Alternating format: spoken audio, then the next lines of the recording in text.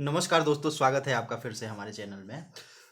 Science की videos को हम कंटिन्यू करते हुए आगे की क्लास में हम आगे का पढ़ते हैं। फर्स्ट चैप्टर मैटर सराउंडिंग अस, हमारे आसपास के जो पदार्थ हैं उनके बारे में हमने चर्चा की थी। हमारे आसपास के पदार्थों में हमने पदार्थ की परिभाषा पढ़ी थी, उसके बाद हमने आयतन और द्रव्यमान के बारे में चर्चा की थी। तो दोस्तों एक बार क्विक रिवीजन कर लेते हैं। द्रव्यमान होता है जो पदार्थ पे निहित सामग्री होती है, वो द्रव्यमान होता है। आयतन वस्तु का क्या होता है, वो जितना स्थान घेरती है। उसके बाद हमने ये पढ़ा था कि पदार्थ छोटे छोटे कणों से मिलकर बना होता है। बहुत छोटे छोटे कण पदार्थों में समावेशित होते हैं। एग्जाम्पल के लिए आपकी बुक का पेज है या स्केल है या आपके आसपास की चेयर या टेबल है, वो सारे छोटे छोटे कण से मिलकर बने हुए हैं। विसरण के बारे में भी हमने चर्चा की थी कि विसरण वो होता है जब पदार्थ के दो कण आपस में पूरी तरह से मिल जाते हैं, उसे विसरण कहते हैं। विसरण की दर टेम्परेचर या तापमान बढ़ने के साथ साथ बढ़ती जाती है। आगे की क्लास में हम उसको कंटिन्यू करते हैं। तो आगे हमारा टॉपिक है स्पिंडीयता, कंप्रेशन। अब स्पिंडीयता क्या होती है, तो इसको समझने के लिए आपको एक एग्जाम्पल समझना होगा। एग्जाम्पल के लिए आपके पास एक जो इंजेक्शन आते हैं वो है, या जो पिचकारी आती है आपकी, जो जिससे होली में आप खेलते हैं, तो उस पिचकारी का ये मुंह है। इसमें अगर आप यहाँ से इसको दबाना चालू करते हैं पिचकारी को, तो क्या होता है, यहाँ पे जो एयर है वो, अगर आपने यहाँ से इसको बंद कर दिया है, क्लोज कर दिया है, यहाँ से ये क्लोज है, तो क्या होता है, ये कंप्रेस होता है। ये इधर से एक फोर्स लगाता है या बल लगाता है, यहाँ से एक बल लगाता है और ये बंद है, जिसके कारण ये स्पंदित होता है। स्पंदित मतलब दबाना, कंप्रेस करना, दो चीज़ों को दबाना। तो स्पंदित किसको कर सकते हैं आप, तो स्पंदित आप गैस को कर सकते हैं और द्रव को कर सकते हैं। अब इसको समझने के लिए हमें ठोस, द्रव और गैस की परिभाषा समझनी होगी, तब हम इसको समझ पाएंगे। ठोस, द्रव और गैस में क्या होता है, ठोसों के बीच में बिल्कुल भी जगह नहीं होती है, द्रव के कणों के बीच थोड़ी सी जगह होती है और गैस के कण पूरी तरह से स्वतंत्र होते हैं। तो आइए देखते हैं, पदार्थ के कण एक दूसरे को आकर्षित करते हैं। पदार्थ के कण एक दूसरे को आकर्षित करते हैं, कैसे करते हैं, जैसे कि ठोस है तो ठोस एक लकड़ी का होगा, या कोई भी ऐसा पदार्थ ठोस हो सकता है जिसका एक निश्चित स्थान घेरना हो, जो जिसका निश्चित आयतन हो और एक निश्चित आकार हो, जो बार बार अपने आकार को परिवर्तित नहीं करे। जैसे एग्जाम्पल के लिए आपका मोबाइल के एक ठोस है, तो इसके कण इतने बॉन्डेड होते हैं, इतने इसके अंदर भी छोटे छोटे कण हैं। एग्जाम्पल के लिए ये आपका पेज है, पेज में जो छोटे छोटे कणों से बन के बना हुआ है पेज, इसके कण एक दूसरे को बहुत ही कस के बांधे हुए हैं, इनकी बॉन्डिंग बहुत ही टाइट होती है, इसलिए इसका एक निश्चित आकार और एक निश्चित आयतन होता है। इसके कारण हम ये बोल सकते हैं कि पदार्थ के कण एक दूसरे को आकर्षित करे होते हैं या आकर्षित करते हैं। पदार्थ के कणों के बारे में चर्चा करने के बाद हम पदार्थ की अवस्थाओं के बारे में जानेंगे। तो पदार्थ की अवस्थाएं क्या क्या होती हैं, तो पहला होता है ठोस, सॉलिड। सॉलिड क्या होते हैं, सॉलिड वो होते हैं जिनका एक निश्चित आकार और निश्चित आयतन होता है, जो हमेशा एक निश्चित आकार रखते हैं। उनको आप कहीं भी रख देंगे तो उनका आकार क्या होगा, निश्चित आकार और निश्चित आयतन। आयतन से आप परिचित होंगे। निश्चित आयतन क्या होता है कि वो कितनी उसमें सामग्री आ सकती है, जैसे कि 1 किलो शक्कर है, जो उसका निश्चित आयतन होगा, हमेशा आप किसी भी बर्तन में रखेंगे 1 किलो शक्कर की मार्किंग जितनी होगी उतना ही आएगा। एग्जाम्पल के लिए एक ये आपका बर्तन हुआ, इस बर्तन में आपने 1 किलो शक्कर, यहाँ तक आता है आपका शक्कर, और दूसरा आपका बर्तन राउंडेड है, इस प्रकार का है। अब इसमें आपका 1 किलो के शक्कर की मार्किंग यहाँ तक है, यहाँ तक आपको 1 kg शक्कर आता है। तो इन दोनों बर्तनों में आप जब शक्कर रखेंगे 1 kg, तो इस बर्तन में यहाँ तक आएगा और इस बर्तन में यहाँ तक आएगा। इसका मतलब ये है कि इसका आयतन जो है, ठोस का आयतन है, वो निश्चित है, हमेशा एक जैसा ही आयतन दर्शाता है, और ठोस का आकार भी निश्चित है। शक्कर के कण जो होते हैं छोटे छोटे, उनका आकार हमेशा निश्चित होता है, वो कभी बदलते हैं क्या? या आपकी चेयर है वो कभी बदलती है, उसका आकार निश्चित है। तो इस प्रकार पदार्थ के अवस्थाओं में ठोस का आकार और आयतन दोनों निश्चित होते हैं। आते हैं द्रव के बारे में। द्रव क्या होता है? लिक्विड। अब लिक्विड क्या होता है? लिक्विड जो होते हैं उनमें अनिश्चित आकार होता है, आकार उसमें निश्चित नहीं होता है। इसका मतलब आप इसकी परिभाषा लिखेंगे जिसका आकार जो है वो अनिश्चित हो, आकार अनिश्चित हो और आयतन निश्चित हो। तो आकार अनिश्चित होने पे और आयतन निश्चित होने पे उसको हम क्या कहते हैं? द्रव कहते हैं। एग्जाम्पल इसका भी ले सकते हैं, द्रव का आकार कभी भी निश्चित नहीं होता। अब आप किसी लकड़ी की चीज को यहाँ से उठाकर यहाँ रख देंगे तो वो उतनी ही बड़ी रहेगी, क्योंकि ये लकड़ी है। आपने इसको उठा के यहाँ रख दिया, इसका आकार हमेशा निश्चित था। तो ये किसको दर्शा रहा है? सॉलिड को। लेकिन आप एक गिलास पानी है, वो भरा हुआ है गिलास में, क्या? पानी। एक गिलास पानी है। अब इस एक गिलास पानी को आप यहाँ से जमीन पे गिरा देते हैं, तो अभी वे इतने स्थान में था, अभी ये पूरे यहाँ पे जल बहने लगेगा। ये आपका सतह होगी, कोई भी सतह पे आप इस पानी को गिरा देते हैं तो ये बहने लगेगा। तो ये कह सकते हैं कि द्रव का जो आकार है वो अनिश्चित होता है। इस पानी को अगर आप इस राउंडेड शेप की एक कटोरी में रख देते हैं तो अब ये इस कटोरी का आकार ले लेगी। तो इस तरह हम ये कह सकते हैं कि इसका आकार अलग अलग जगहों पे अलग अलग हो रहा है।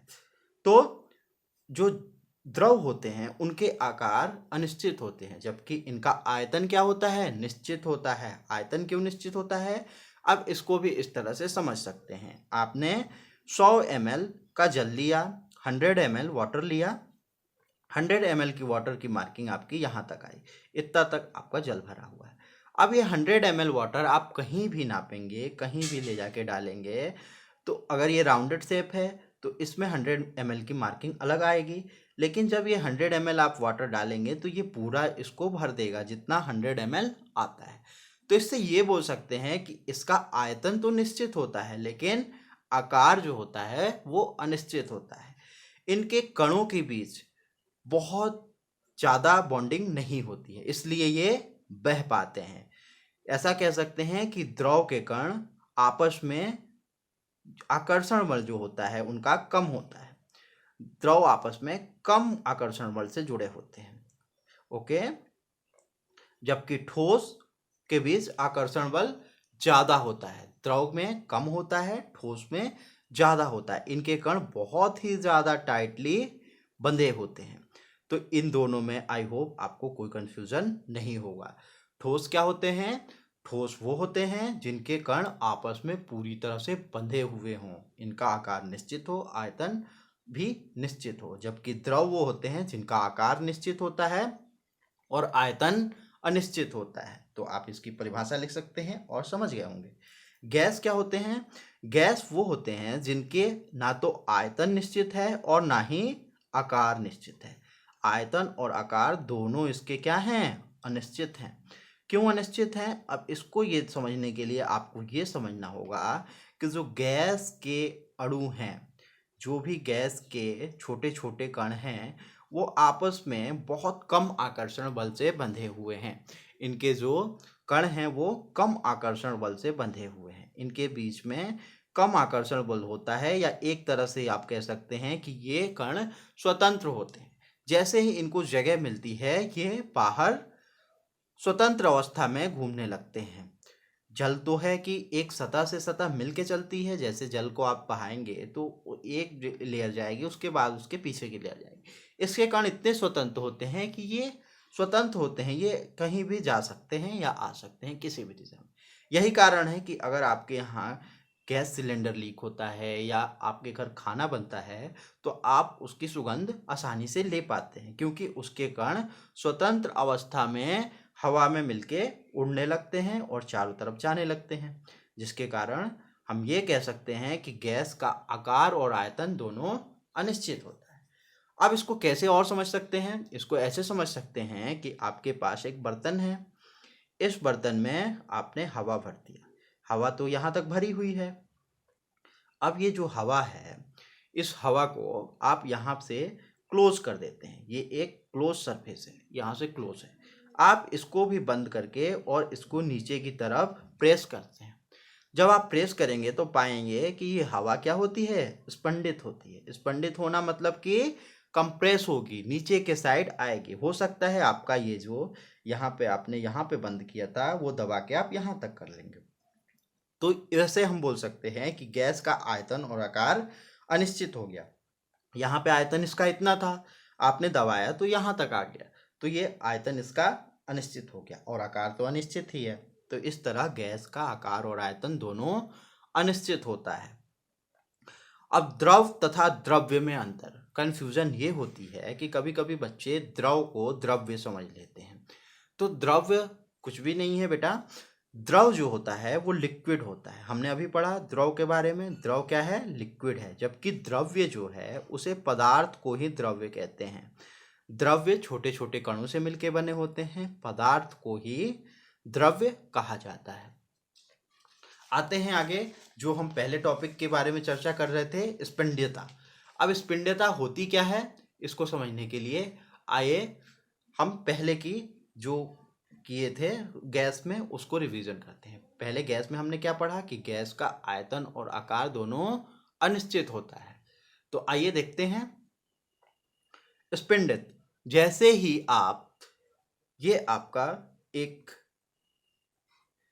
कुछ भी आप बोल सकते हैं, इंजेक्शन हो गया या आपका कोई भी ऐसा पोर्ट हो गया जिसमें आप गैस को रखे हुए हैं। अब गैस को आप क्या कर रहे हैं, कंप्रेस कर रहे हैं। तो अभी गैस की लेयर यहाँ थी, कंप्रेस करने के बाद गैस के कण क्या हो गए, बहुत नज़दीक आ गए। गैस के कण बहुत नज़दीक आ गए जिसके कारण वो कंप्रेस हो गए। कंप्रेस होने के कारण, स्पंदित होने के कारण ये नज़दीक आ जाते हैं। तो इसी को क्या बोलते हैं, स्पंदीयता। तो आप ऐसा बोल सकते हैं कि दाब बढ़ाने पर गैस के अणु या गैस के कण बहुत नज़दीक आ जाते हैं, बहुत नज़दीक आ सकते हैं। इसे क्या कहते हैं, स्पंदीयता कहते हैं। इसे स्पंदीयता कहते हैं। और आप इस तरह से और समझ सकते हैं कि गैस के कण जब नज़दीक आ जाते हैं तो ये अपनी अवस्था परिवर्तन भी कर सकते हैं। इसलिए अगर इनका दाब बढ़ाते जाएंगे और ताप घटाते जाएंगे, दाब बढ़ाने से और ताप घटाने से क्या होता है, किसी भी चीज़ का, किसी भी गैस का आप अवस्था परिवर्तन कर सकते हैं। एग्जाम्पल के लिए आपने सुना होगा ठोस कार्बन डाइऑक्साइड, ठोस CO2 कार्बन डाइऑक्साइड, इसको क्या बोलते हैं, इसको ड्राई आइस बोलते हैं या शुष्क बर्फ भी कहा जाता है, इसको शुष्क बर्फ। तो ये क्या होता है, जब हम ताप को कम करते जाएंगे और दाब को बढ़ाते जाएंगे तो उस अवस्था में हमें शुष्क बर्फ प्राप्त होता है। ये आपको कार्बन डाइऑक्साइड की गैस के ऊपर की लेयर में समझ में आता है। जो कार्बन डाइऑक्साइड की गैस के सिलेंडर होते हैं उनके ऊपर इसकी एक लेयर बन जाती है जिसे शुष्क बर्फ कहा जाता है। पदार्थ की अवस्था में परिवर्तन किन किन कारणों से होता है, तो पदार्थ की अवस्था में परिवर्तन पे बहुत सारे कारण डिपेंड करते हैं। जैसे हमने अभी पढ़ा कि पहला तो दाब भी करता है। तो दाब पढ़ने से पहले तापमान पढ़ लेते हैं। तो तापमान में क्या होता है परिवर्तन, आपको पता होगा। अगर आपने बर्फ को तापमान बढ़ाया, बर्फ का तापमान आपने बढ़ाया तो क्या होता है, इसकी अवस्था परिवर्तित हो जाती है और ये किस अवस्था में आ जाता है, ये द्रव अवस्था में आ जाता है, लिक्विड अवस्था में आ जाता है। बर्फ जो है वो सॉलिड है लेकिन अब यहाँ पे लिक्विड आ जाता है। तो तापमान को बढ़ाने से किसी भी पदार्थ की अवस्था में परिवर्तित होता है और मैक्सिमम टाइम पे वो लिक्विड अवस्था में चेंज होता है।